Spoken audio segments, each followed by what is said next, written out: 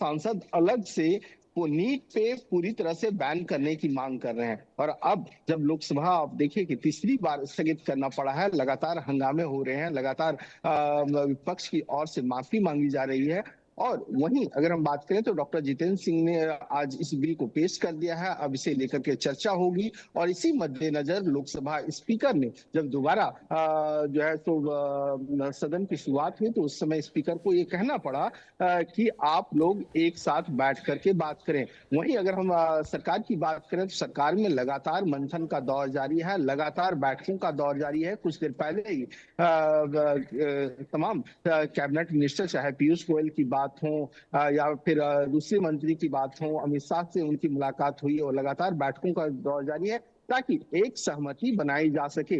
वहीं अगर हम बात करें जो सोर्सेस के मुताबिक जो आज लोकसभा में के बाहर देखने को मिला, सदन के बाहर देखने को मिला, तो उसमें समाजवादी पार्टी नजर नहीं आई कि सिर्फ कांग्रेस के सांसद ही इस बात को लेकर के, खास करके पैलेट गन को लेकर के लगातार अमित शाह के इस्तीफे की मांग कर रहे थे, वोट चोरी के आरोप लगा रहे थे, पेपर लीक के आरोप लगा रहे थे। तो ऐसे में अब देखना दिलचस्प होगा कि क्या 5 बजे जब लोकसभा की शुरुआत होगी तो क्या इस पे चर्चा हो सकती है या नहीं हो सकती है। जी मनोहर, बहुत महत्वपूर्ण है क्योंकि पब्लिक एग्जामिनेशन संशोधन बिल इस देश की जरूरत है। देश में हो रही प्रतियोगी परीक्षाओं के अगर पेपर लीक होते रहेंगे तो सवाल बहुत सारे हैं और सवाल उस बात को लेकर भी है कि इस देश में तमाम प्रतिभाओं का गला घोट दिया जाएगा अगर पेपर लीक की इन घटनाओं को रोका नहीं गया। अब सदन में जब सरकार इस संशोधन बिल पर चर्चा करना चाह रही है तो विपक्ष क्यों फिर भाग रहा है? जो विपक्ष कल तक ये कह रहा था कि धर्मेंद्र प्रधान का इस्तीफा चाहिए, अब आज जैसा कि आप बता रहे हैं कि वो अमित शाह का इस्तीफा मांग रहे हैं। देखिए बिल्कुल कल ही राहुल गांधी ने जब प्रेस कॉन्फ्रेंस की थी तो उन्होंने कहा था कि AK-47 पैलेट गन से लगातार जो है हमले हुए हैं, स्टूडेंट्स घायल हुए हैं, और जो CJP में भाग ले रहे थे कई लोग घायल हुए हैं। और इसके लिए अमित शाह जवाब दें, क्योंकि याद होगा कि 25 जुलाई को ही राहुल गांधी ने अमित शाह को एक पत्र लिखा है और उसमें मांग की है कि आखिरकार इसके लिए जिम्मेवार कौन है, जो निर्मम तरीके से, निर्दयी तरीके से जो है उसको अटैक किया गया है, तो उसको ऑर्डर किसने दिया, गोली चलाने का आदेश किसने दिया। इस सारे इश्यूज को लेकर के राहुल गांधी जवाब मांगते नजर आए। और आज प्रियंका गांधी से जब हम लोगों ने पूछा तो वो कह रही थी कि पेपर लीक कानून से क्या हो जाएगा, लगातार हर जगह जो है स्टूडेंट्स गिरफ्तार किए जा रहे हैं, उनके खिलाफ FIR दर्ज किया जा रहा है। तो ऐसे में दोनों की ओर से, पक्ष और विपक्ष की ओर से जो है सो एकदम आमने सामने की स्थिति बनी हुई है। और कांग्रेस की ओर से ये कहा जा रहा है कि पहले माफी हो उसके बाद चर्चा होगी, लेकिन अब देखना होगा। सरकार की ओर से भी लगातार पहल की जा रही है। एक फिर मनोहर, ऐसा पक्ष और तो विपक्ष दोनों आपस ये डेडलॉक टूटने वाला नहीं है। जिस गतिरोध को तैयार किया जा रहा है विपक्ष के अंदर, अगर आप जिद कर कर बैठेंगे कि अब इस पर अमित शाह जवाब दें, प्रतिक्रिया दें, इस्तीफा दें, तो फिर ये गतिरोध नहीं टूटेगा, इस पर चर्चा ही नहीं हो पाएगी।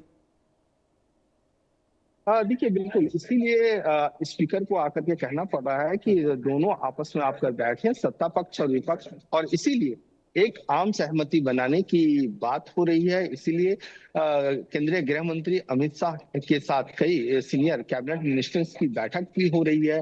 वो लगातार इसके बीच का रास्ता निकालने की भी चर्चा हो रही है। और जब LOP राहुल गांधी और तमाम अलग अलग लोकसभा के फ्लोर लीडर विपक्षी पार्टियों के एक साथ बैठेंगे तो बीच का रास्ता जरूर निकालने की कोशिश की जाएगी। जी तो अब इंतजार मनोहर 5 बजे का करना होगा। 5 बजे जब इस पूरे मामले में दोबारा सदन की कार्यवाही शुरू होगी, तब क्या वाकई दोनों पक्ष इस बात को लेकर सहमत होते हैं कि वो इस संशोधन बिल पर आगे चर्चा करने के लिए तैयार हैं या नहीं। मनोहर, एक बार हमारे दर्शकों को इस बिल में संशोधन के वो तमाम पॉइंट्स भी समझा दीजिएगा ताकि लोग ये समझ सके कि संशोधन बिल की जरूरत क्यों पड़ी। जो कानून 2024 में आया था, 2 साल बाद ही उसमें संशोधन की आवश्यकता क्यों? देखिए, सबसे बड़ी बात है, जब CJP प्रोटेस्ट कर रहा था तो उन्होंने सरकार को 5 रिफॉर्म्स की बात की थी कि एजुकेशन में 5 रिफॉर्म्स होना चाहिए। और 2024 का ये ऑलरेडी कानून है जिसको हम पब्लिक एग्जामिनेशन बिल कह रहे हैं, जिसमें प्रावधान था जो सजा और जो जुर्माना का प्रावधान था वो बहुत कम था। अगर आप पेपर लीक से संबंधित तमाम इश्यूज को देखें तो उसमें क्या है कि कई तरह से लोग इंडिविजुअली भी क्राइम कर रहे हैं, ऑर्गेनाइज्ड क्राइम कर रहे हैं। अगर हम स्टूडेंट्स की बात करें, अगर स्टूडेंट्स पेपर लीक में शामिल होता है तो उनकी की जो सजा बढ़ा दी गई है, वो 3 से 5 साल कर दी गई है।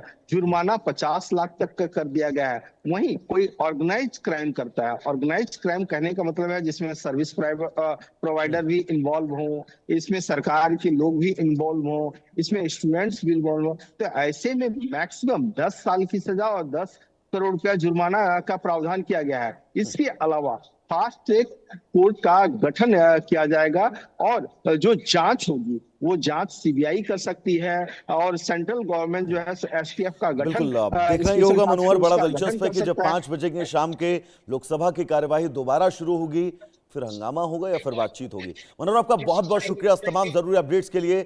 आगे बढ़ेंगे इस